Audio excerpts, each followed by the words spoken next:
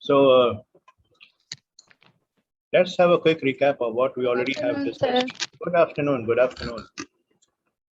Let us carry on with the discussion that we started the last day. और Applied research. Yes. Applied research, right. और applied research का मतलब है किसी solution के लिए रिसर्च कर रहे हैं. We are conducting a research for the purpose of arriving at a solution. क्योंकि प्योर रिसर्च होता है for the purpose of knowledge. उसका कोई इमीडिएट एप्लीकेशन हो कोई जरूरी नहीं है. इनफैक्ट उस इंटेंशन से रिसर्च होता भी नहीं है. प्योर रिसर्च होता है फंडामेंटल रिसर्च या बेसिक रिसर्च जिसे कहते हैं for the purpose of developing knowledge, for the acquisition of knowledge, insight, उसके लिए होता है फंडामेंटल रिसर्च. याद रखिएगा, this is very important because they generally ask the difference between basic research and applied research. Basic research का मतलब है just for the sake of knowledge. You had curiosity, you wanted to know about some information, the facts. Right. और applied research होता है किसी problem को solve करने के लिए, where अब immediate applicability होने वाला है. जैसे मान लीजिए you want to solve a problem. ये प्रॉब्लम कुछ भी हो सकता है, social problem, business problem, personal problem, कुछ भी. Applied research is problem oriented, याद रखिएगा. सर इसमें ऑन टाइम क्या लिखवाए थे इंफॉर्मेशन? क्या है? कुछ ऐसा लिखवाए थे कि इंफॉर्मेशन जो होता है ऑन टाइम. ऑन टाइम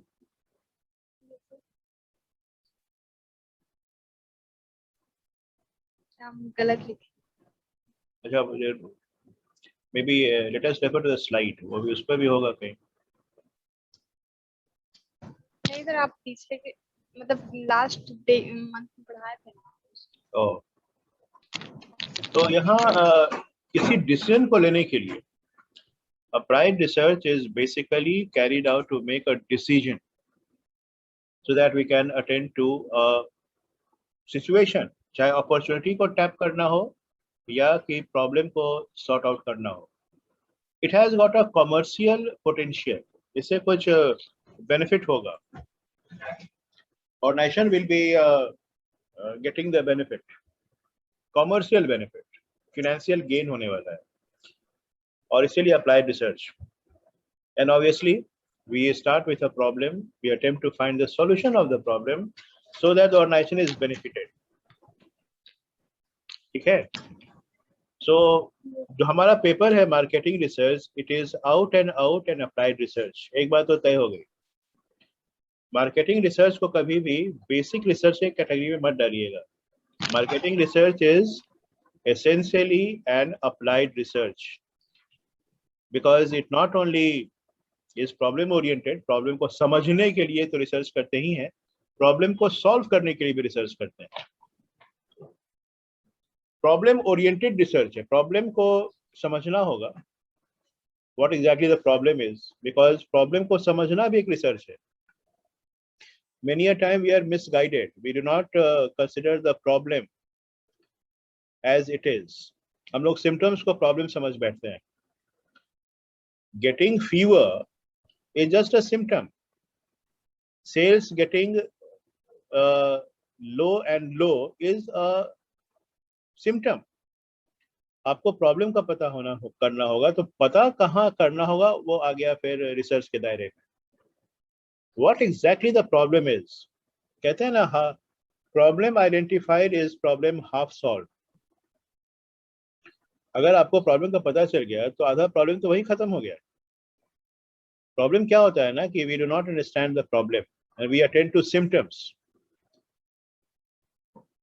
बुखार को कम करने के लिए हमने एंटीबायोटिक ड्रग ले लिया, पैरासीटामोल खा लिया, तो बुखार उतर तो गया, लेकिन चूंकि डिजीज वहीं का वही था तो फिर से बुखार रिकवर कर गया. मुझे डिजीज तक पहुंचना है. What exactly the problem is, what else the marketing organisation. उसके लिए डॉक्टर के पास पहुंचना पड़ेगा.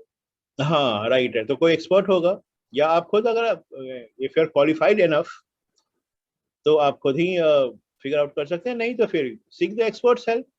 अगर आप नहीं कर सकते हैं, दूसरा ऑप्शन क्या है?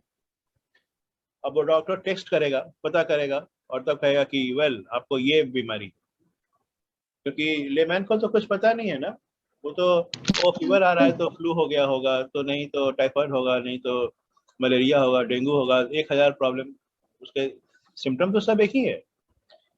टेस्ट करके वो आएगा किसी नतीजे पर एग्जैक्टली है क्या, and then you are assured, फिर तो आप एंटीबायोटिक खाइए, फिर क्योर हो जाएगा वो। लेकिन अगर आप यहीं होता है ना, बहुत लोग सेल्फ मेडिकेशन करने लगते हैं, या बहुत लोगों को देखिएगा जो केमिस्ट होता है, जो दवाई बेचने की जो दुकान होती है, वहां पर उन्हीं से पूछते हैं कि ये प्रॉब्लम है, सर दर्द हो रहा है, बुखार भी आ रहा है, क्या करें? तो वो भी उसको एक मेडिसिन दे देगा, ये खाइए, 3 दिन खाइए। अपने को डॉक्टर से कम नहीं समझता है वो, माइंडेड। बट हालांकि अब प्रिस्क्रिप्शन के बिना नहीं देता है, कौन कहाँ नहीं देता है? अलाउड नहीं है। कहाँ नहीं देता है? कहाँ? बिहार की बात कर रही हो कि बिहार से बाहर की बात कर रही हो? हर एक बिहार जगह, से सर। बिहार में हर एक जगह तुमको जो मेडिसिन चाहिए बिना प्रिस्क्रिप्शन का देगा। आप खाली नाम भी बोलिएगा ना तो दे देगा, मरीज भी नाम बोलेगा तो दे देगा, उसको तो बेचने से मतलब है। हालांकि तुमने जो कहा है बिल्कुल सही है, मेडिसिन को बिना प्रिस्क्रिप्शन के देना ही नहीं है, दैट इज इलीगल। नहीं ये सर, लेकिन बहुत से ऐसे मेडिसिन है जिसका अगर हमें कोई साइड इफेक्ट है या हार्म है, जैसे सर अगर कोई स्लीपिंग पिल्स है या कुछ है, तो सर उसके लिए कभी कभी प्रिस्क्रिप्शन मांगते हैं ये लोग कभी कि कभी अगर ना, प्रिस्क्राइब हमेशा है। स्लीपिंग हाँ पिल्स के सर, लिए मांगता है। हमेशा नहीं सर, हमेशा नहीं, कभी कभी किसी स्टोर स्लीपिंग में वाला अगर नहीं देगा कभी भी। क्या बात करते हो? अरे 1000 दुकान मिलेगा, खाली तुम नाम लो तो दवाई हाजिर हो। नहीं मिलेगा सर, आपको स्लीपिंग वाला नहीं नहीं सर, जाके देख। मेडिसिन दे देते हैं ये लोग इजीली, लेकिन कभी कभी कुछ ऐसा होता है कि जो मेडिसिन थोड़ा हार्मफुल है, तो उसके लिए सर किसी किसी शॉप में बोलते हैं कि प्रिस्क्रिप्शन चाहिए। सर ऐसा है हाँ, सर, एक जगह ऐसा हुआ है। नहीं नहीं, वो तो तो लीगल है ना, उसको मांगना ही चाहिए। Yes sir. अगर वो नहीं यस मांग सर। रहा है तो वो इलीगल है, राइट? वो नहीं मांगता है तो वो गलती करता है। हम लोग तो चाहेंगे कि वो मांगे। ये सब मेडिसिन सेल्फ प्रिस्क्राइब नहीं हो सकता है ना।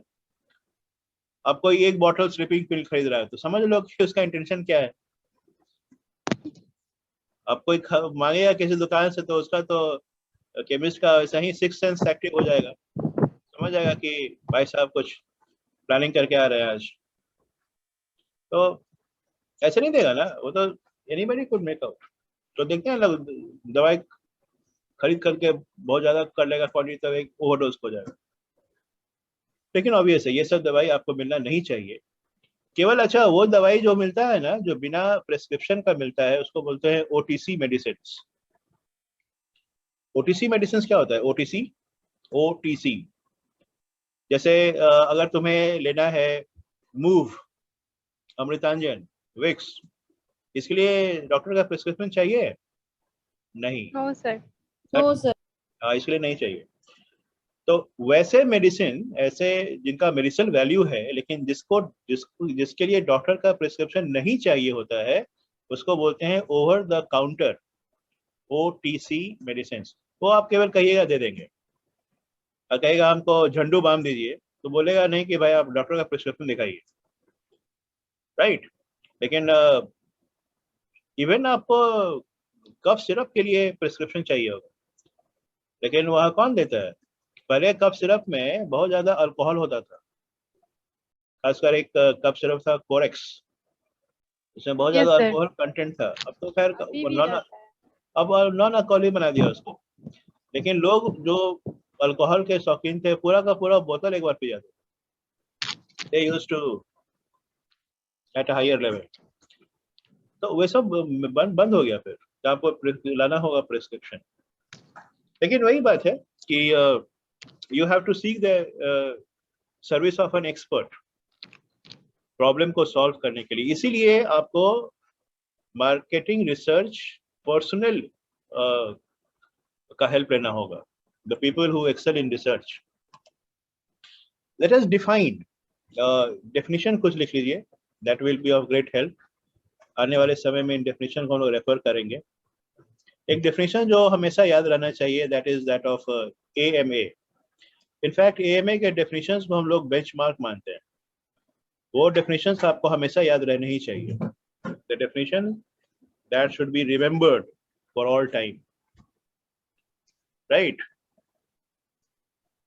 अब जैसे देखो क्या है ये डेफिनेशन.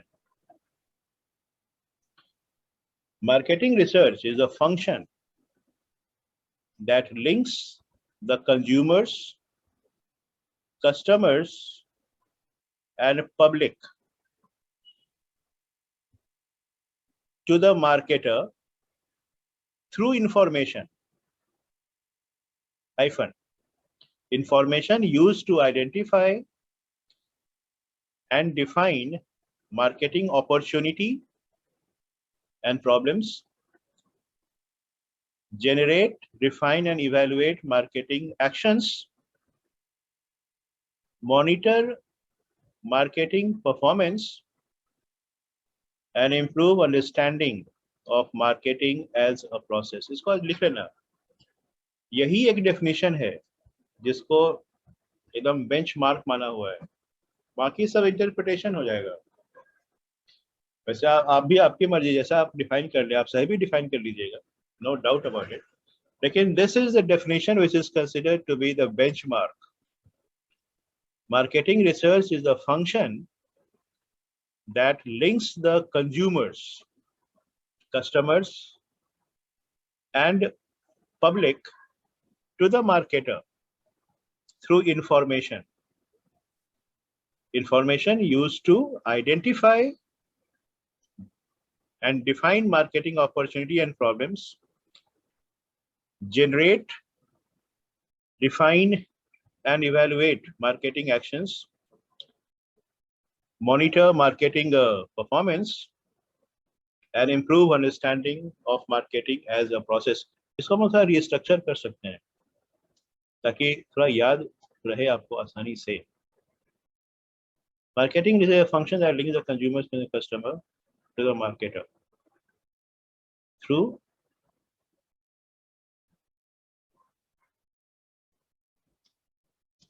यहाँ चलो सुतार से बाद में कर सकते हैं.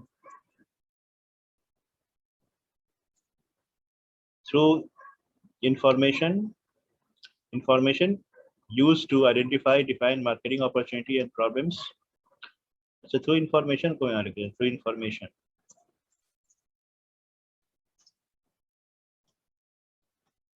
और फिर कैसा इंफॉर्मेशन चाहिए? वो information used to identify, define marketing opportunities and problems. इसे होगा क्या? Generate, refine, and evaluate marketing actions, monitor performance, and improve understanding of marketing as a process. तो ये अलग-अलग facets में आ गया.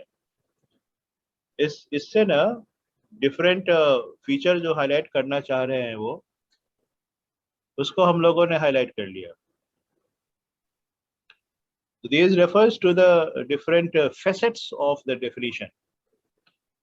So marketing research is a process. और ये जो definition है ना स्कोप पर बेस्ड है. मार्केटिंग रिसर्च का रेंज क्या है? The range of coverage. तो marketing research all sorts of information वो प्रोवाइड करने वाला है जो कनेक्ट करेगा कस्टमर को, कंज्यूमर को, पब्लिक को with the marketer.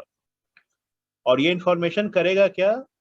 Identify and define the marketing opportunities and problems, generate, refine and evaluate the marketing actions, monitor performance and marketing as a process को इम्प्रूव करने के लिए. तो दैट इज अ होलसम, एक बहुत अच्छा definition आपको मिला है. इंफॉर्मेशन जो कि हमें चाहिए कस्टमर से कनेक्ट करने के लिए, पब्लिक से कनेक्ट करने के लिए. तो रेंज इज ऑब्वियस. अच्छा, दूसरा जो डेफिनेशन है that refers to the process part. उसमें क्या क्या होता है?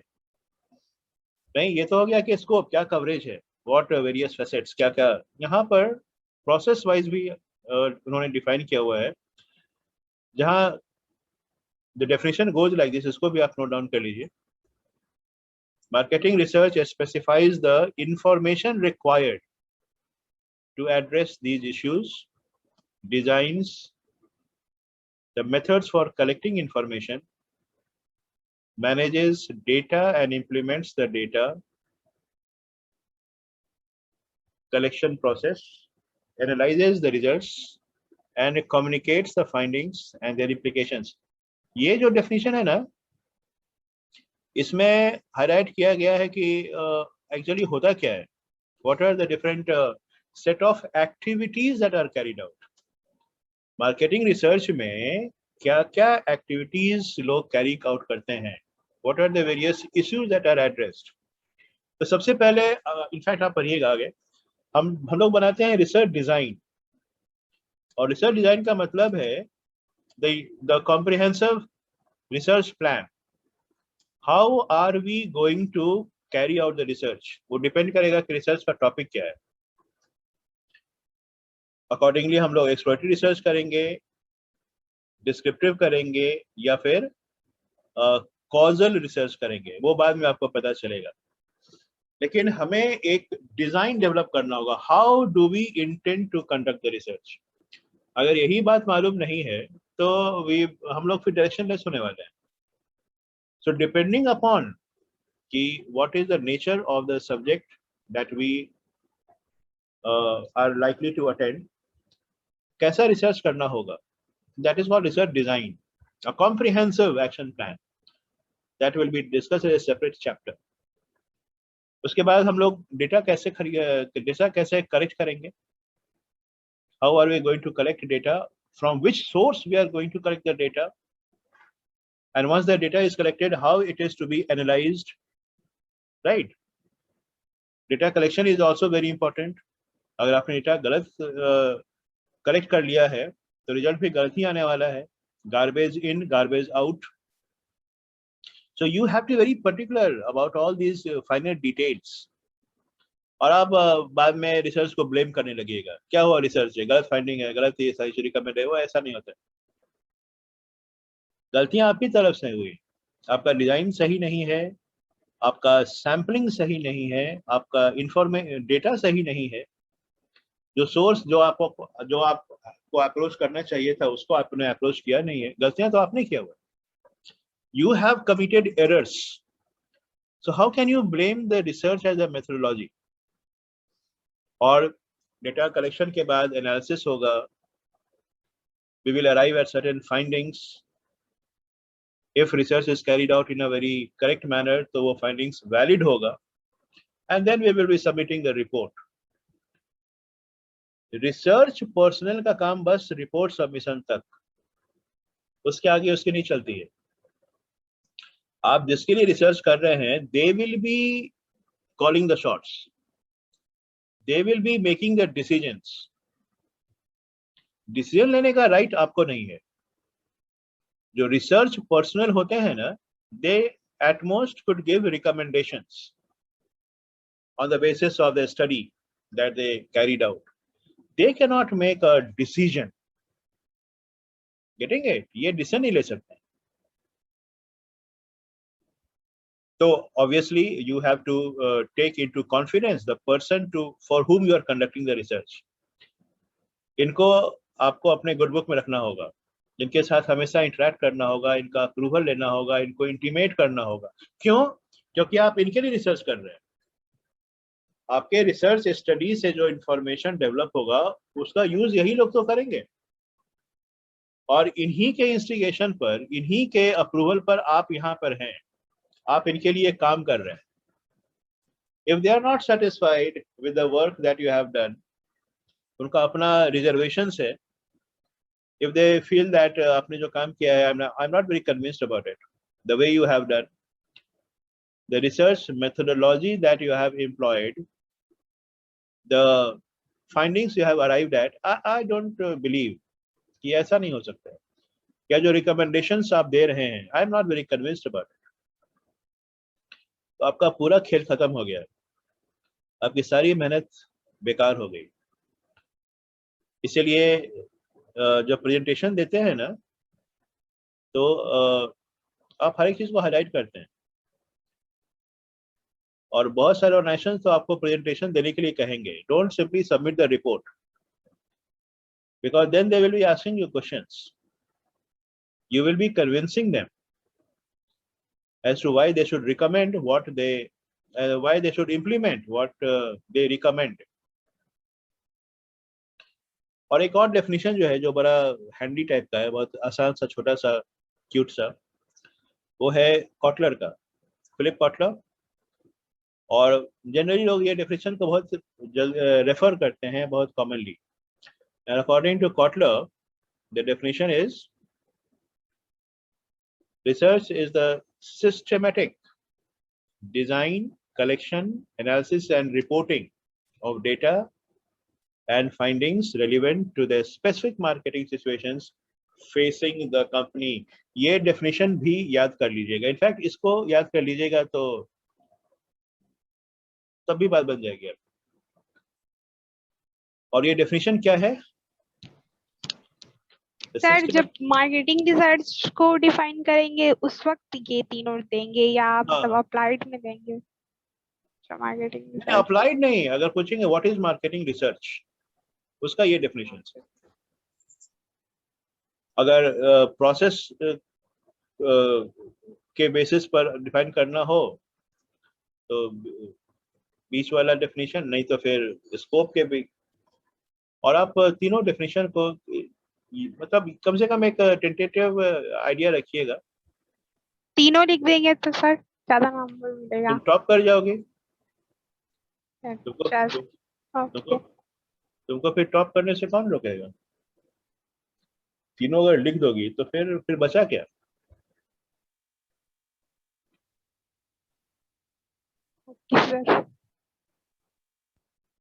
और ये जो लास्ट वाला है ना, वो बड़ा सिंपल सा लगता है, और क्योंकि इसी को लोग अक्सर फॉलो करते हैं, क्योंकि जैसे ऊपर वाला बहुत लंबा डेफिनेशन, बहुत कॉम्प्रिहेंसिव है, तो उसको वर्ड बाय वर्ड याद करना शायद थोड़ा मुश्किल होगा.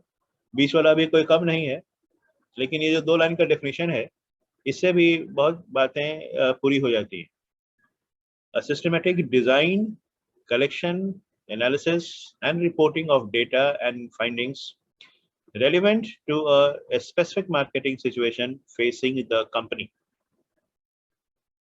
Very well said. कॉटलर को ऐसे ही लोग नहीं कहते हैं कि अथॉरिटी इन मार्केटिंग.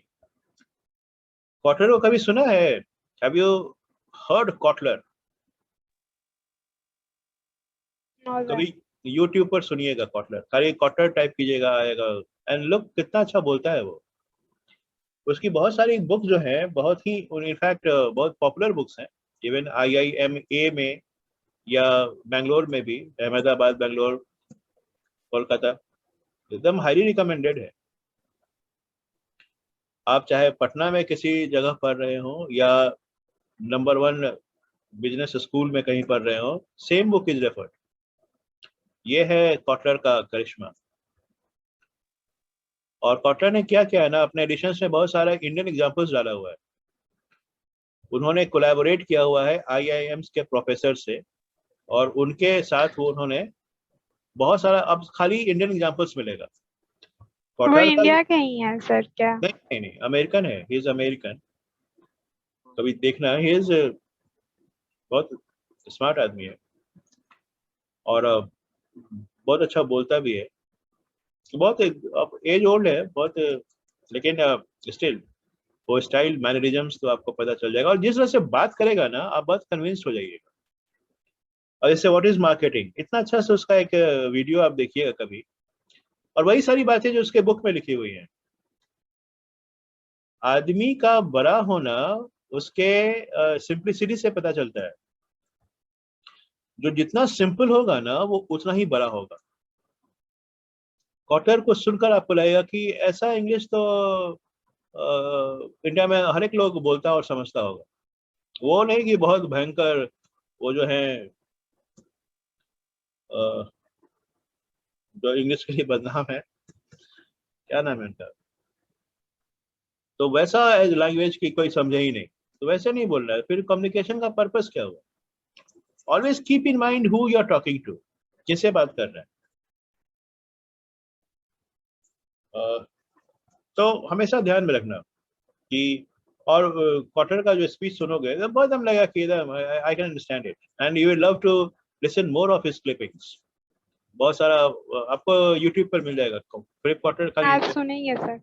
जरूर सुनना, बहुत मजा भी आएगा और कंसेप्ट भी बहुत क्लियर होगा। हालांकि हर एक टॉपिक पे उनका नहीं मिलेगा, लेकिन हाँ जिस टॉपिक पर मिलेगा ना, जैसे व्हाट इज मार्केटिंग, बहुत मजा आएगा। Every your concept is very clear, तो फिर लगेगा नहीं कि इसमें अंतर कहाँ है। और उनका जो बुक है जिसको उन्होंने अकेला लिखा हुआ है, वो भी आउटस्टैंडिंग बुक है। ये जो इंडियन राइटर्स आकर उसको बर्बाद कर दिए, अपना तरफ से उसे कंसेप्ट को एनालाइज करने लगे, तो वो बुक एकदम बर्बाद हो गया। केवल उस बुक का सबसे बड़ा फायदा है कि उस बुक में इंडियन एग्जाम्पल्स है। आप केवल कॉटलर को पढ़िए, marketing management by Philip Kotler, and you will fall in love with the book. एक बार, दो बार, 10 बार पढ़ने में फिर आपको मन ही नहीं भरेगा। इतना अच्छा है, जैसे आपको जैसे कोई नॉवेल पढ़ रहे हो, बहुत इंटरेस्टिंग सा नॉवेल, वैसा उस फॉर्मेट में लिखा हुआ। प्रॉब्लम क्या होता है ना कि उस बुक में जो एग्जाम्पल्स है वो अमेरिकन कंपनी का है, तो वो जिसके बारे में आपने सुना नहीं, जिसके बारे में आप जानते नहीं है, तो फिर आपको थोड़ी वहां मुश्किल होने वाली है। उसी प्रॉब्लम को दूर करने के लिए इसने इंडियन राइटर्स को इकट्ठा किया था, अमेरिकन ये आईएम्स के प्रोफेसर्स को। अगर ये केवल एग्जांपल्स दे देते और वहां से निकल जाते ना, तो book they could have added immense value. लेकिन इन्होंने क्या किया ना, उनके कंसेप्ट को भी तोड़ मरोड़ने लगे, अपना कंसेप्ट उसमें घुसाने लगे, तो बुक बहुत अजीब टाइप का बन गया, ना यहाँ का रहा ना वहां का रहा। तो अगर आपको केवल क्वार्टर मिलेगा तो जरूर पढ़िएगा। इनफैक्ट क्वार्टर की एक छोटी सी बुक भी है, फ्रेमवर्क टू मार्केटिंग मैनेजमेंट, बहुत पतली सी बुक है। पूरा जो उनका जो मोटा वाला बुक है उसका एकदम एवरेज वर्जन है, वो एकदम short, a framework to marketing management, outstanding. उस बुक को तो एकदम जरूर पढ़िए, और बहुत अच्छी बुक है, टिपिकल बुक, और उससे पूरा कंसेप्ट भी क्लियर हो जाएगा, और बहुत कम समय में, बहुत कम मेहनत के साथ भी। और यह कि बहुत मोटी सी बुक पढ़ना है तो बुक का थिकनेस देखकर ही लोग घबरा जाते हैं कि इतनी मोटी बुक। लेकिन मार्केटिंग की बुक के साथ सबसे बड़ी खासियत ये होती है ना कि आप एग्जांपल्स जिससे आप रिलेट कर सकते हैं, क्योंकि we all are consumers, we all buy things, so we can relate with the discussion.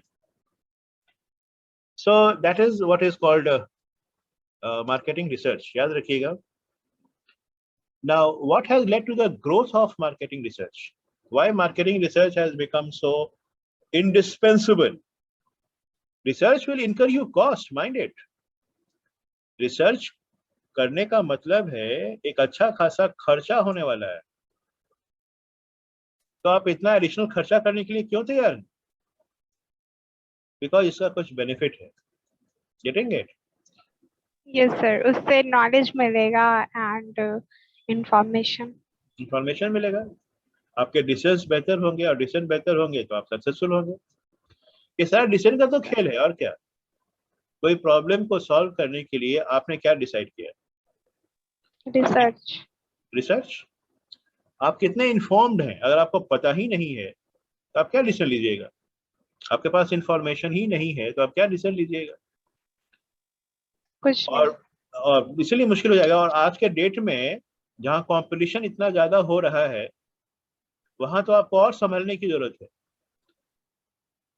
You cannot take your customers for granted any more. उनके पास बहुत सारा ऑप्शन है आपके उनके लिए। If they are not satisfied with your product, they will shift over to the other very easily. उनके पास कोई कंपल्शन नहीं रह गया कि आपका ही प्रोडक्ट लेना होगा, कोई मजबूरी नहीं है इनके लिए। They can easily switch over to the competitive brand and you are ruined. आप बर्बाद हो जाइएगा, because कस्टमर से आप हैं। Customer makes or breaks the business organization. So how to keep on satisfying them? How to ensure that we do not lose customer? How to ensure that we keep on adding customers? Now that is something very important. Yes sir. नहीं, अगर customer ही नहीं है तो कब तक चलेगा ये खेल?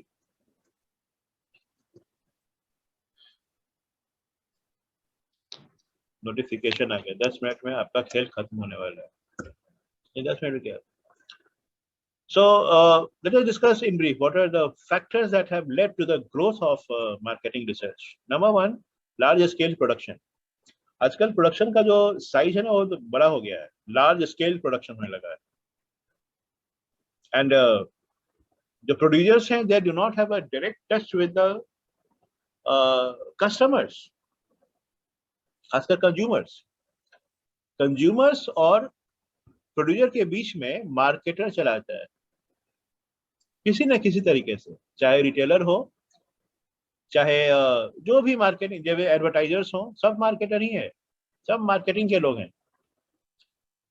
सेलिंग, डिस्ट्रीब्यूशन, एडवर्टाइजिंग, सब मार्केटिंग का एक्टिविटीज है। प्रोड्यूसर बेचारा जो मैन्युफैक्चरर है उसके बीच में तो बहुत सारे लोग आ गए, तो इन लोगों को समझना होगा। You have to understand these people जो आपके कस्टमर्स हैं, कंज्यूमर्स हैं rather, so that you can develop the market offer accordingly. तो रिसर्च करना होगा। In order to understand the consumers better, you have to conduct the research. Consumer research बोलते हैं उसको, right? क्योंकि आज आप देखो मार्केट में बहुत सारे कॉम्पिटिटर्स हैं और इस कॉम्पिटिटर के भीड़ में आपको अपने कस्टमर को बचाना होगा, because every competitor is trying to snatch away your consumers. तो कैसे बचाना है उनको, that is a huge challenge. Second is it shifts from sellers to buyer market. अब सेलर मार्केट खत्म हो गया, बायर मार्केट है। Buyer will dictate. Buyer market का क्या मतलब है? बायर के पास है बायर ओरिएंटेड। Buyer oriented. अब बायर विल डिक्टेट। अब बायर जो कहेगा वो आपको करना होगा। You have dance to the tune to the buyers. You have to dance to the tune of the buyer, sorry customer, seller. Seller जैसे आपको नचाएगा आपको नाचना होगा,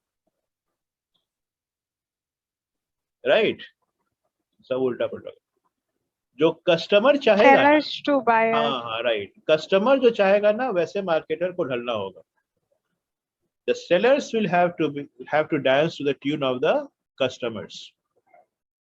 तो उन्हें समझना होगा। अगर आप उनके एक्सपेक्टेशन को बेहतर समझकर उन्हें सेटिस्फाई कर सकते हो, यू आर सक्सेसफुल। जो कस्टमर चाहता है अगर आप वह डिलीवर कर सकते हो, यू आर सक्सेसफुल। तो कैसे जाने हम? रिसर्च करना होगा। You have to get the information. और आज के डेट में specialist have come up.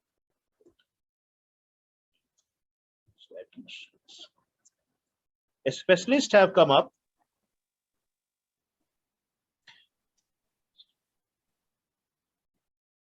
Statisticians.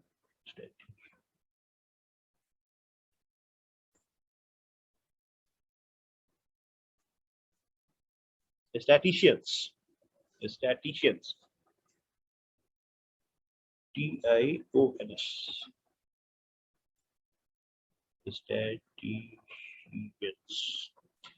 तो ये बहुत सारे स्पेशलिस्ट जो हैं, statisticians, psychologist, behavioural scientists, they could give you the food for thought. बहुत सारे आइडियाज आपको ये दे सकते हैं। So they are better place to give you idea, better ideas. तो you don't mind considering their ideas. Statisticians मतलब क्या होता है? स्टैटिस्टिक्स पढ़ते हैं, statistics, right. Data collection. Statistician, spelling गलती हो रहा है ना, स्टैटिस्टिशियन, राइट, स्टैटिस्टिशियन, अब राइट हो गया। वो डेटा कलेक्ट करेगा, एनालाइज करेगा और किसी कंक्लूजन पर पहुंचेगा, स्टैटिशियंस। या फिर इंक्रीजिंग यूज ऑफ कंप्यूटर्स। आज के डेट में देखते हैं जिस तरह से इंफॉर्मेशन टेक्नोलॉजी हैज डेवलप्ड, आपको अपडेट करना होगा। And changes in the composition of the population. अच्छा, कस्टमर का टेस्ट में प्रेफरेंस भी चेंज कर रहा है, पॉपुलेशन का जो कंपोजिशन है वो चेंज कर रहा है। तो आपको हमेशा अलर्ट रहना होगा, हमेशा आपको अपडेट रखना होगा।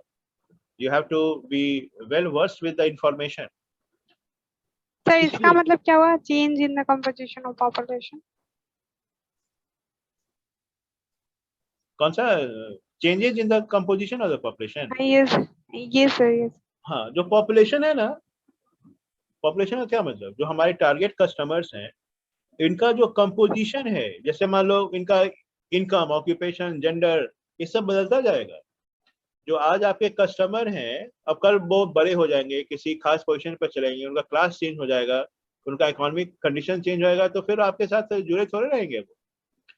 तो जिस टारगेट कस्टमर को आप फोकस कर रहे हैं वो भी चेंज कर रहा है, तो आपको उसी हिसाब से अपने को भी चेंज करना होगा अगर आपको उनको अपने साथ बनाकर रखना है तो। अब वो अगर उनका जो एक्सपेक्टेशन चेंज हो गया और आप उस हिसाब से नहीं चेंज करेंगे तो फिर आपका गुजारा मुश्किल है। तो जो भी टारगेट कस्टमर्स हैं वो कैसे चेंज कर रहे हैं, अकॉर्डिंगली हमें भी अपने को चेंज करना होगा। यह जानने के लिए फिर रिसर्च करना होगा। तो research is required, it is essential.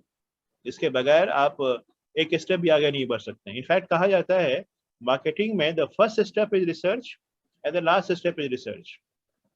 इसके बीच जितना भी एक्टिविटीज होता हो, शुरू भी रिसर्च से क्या चाहिए, खत्म भी रिसर्च पर कि how was it, to what extent are you satisfied, फिर रिसर्च की जरूरत है पर। तो ये दोनों कॉन्टेक्स्ट में हम लोग रिसर्च सर जो हम लोग रिसर्च करते हैं तो ये केस स्टडी क्या होता है?